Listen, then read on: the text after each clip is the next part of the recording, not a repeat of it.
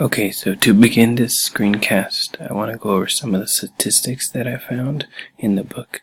As teachers, we have to advocate for equity for all of our students.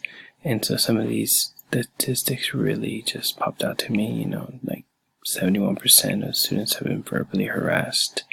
LGBTQ students, they've heard, the word gay and a negative term.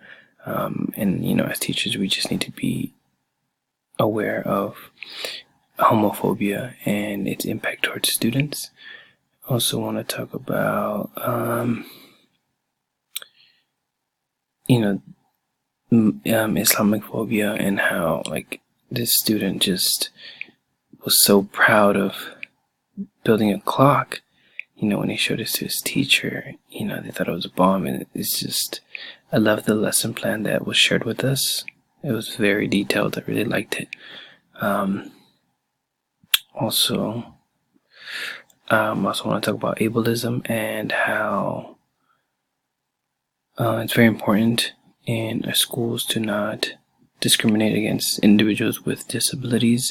I know IDEA has done a great job in fighting for students with disabilities.